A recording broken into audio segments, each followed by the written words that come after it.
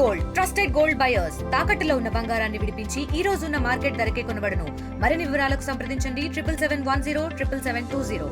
మేము అనుకుంటా ఉన్నాం ఇది కేవలం సుప్రీంకోర్టు ఇచ్చిన తీర్పు కాదు, ఇది మోడీ ప్రెషర్ చేసి ఇప్పించిన తీర్పుగా అభివర్ణిస్తూ ఉన్నాం.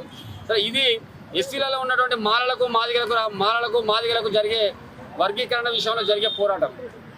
గత కొంతకాలం నుంచి ఈ పోరాటం జరుగుతూ ఉన్నది. మేము డాక్టర్ బాబాసాహెబ్ అంబేద్కర్ నమ్ముకున్నాం కాబట్టి ఎట్టి పరిస్థితుల్లో వర్గీకరణ జరిగే విషయమే లేదనేది మేము భీష్మించుకున్నాం. అది 341 ఆర్టికల్ సవరిస్తే తప్ప అయ్యే సవాలనే లేదు.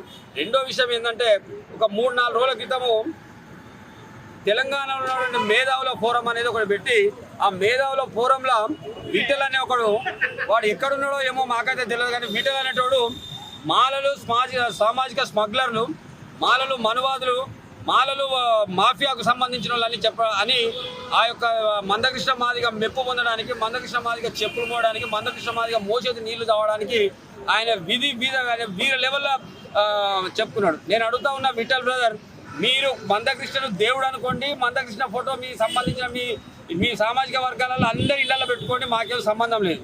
లేకపోతే మేము బాధపడము. నువ్వు రోజు తెల్లారులెత్తే ఆయన పూజ చేసినా కానీ మేమేం బాధపడము. మేము తోటి ఎస్సీ దళిత కమ్యూనిటీకి సంబంధించిన అంబేద్కర్ వాదిగా మేము కూడా మందకృష్ణను గౌరవిస్తాం. కానీ 341 ఆర్టికల్ కానీ బాబాసాహెబ్ కల్పించిన రిజర్వేషన్ భంగం వాటి సంవత్సరం బాజాబ్తో మందకృష్ణను వ్యతిరేకిస్తాం కూడా.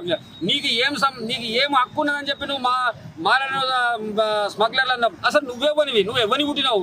నువ్వు మాకు సంబంధమైంది నువ్వు మాలను స్మగ్లర్లు అనడానికి. మరిన్ని వీడియోస్ కోసం ఛానల్ ని సబ్స్క్రైబ్ చేయండి. లేటెస్ట్ అప్డేట్స్ కోసం వాట్సాప్ ఛానల్ ని ఫాలో అవ్వండి. ఆ లింక్ డిస్క్రిప్షన్ లో ఉంది.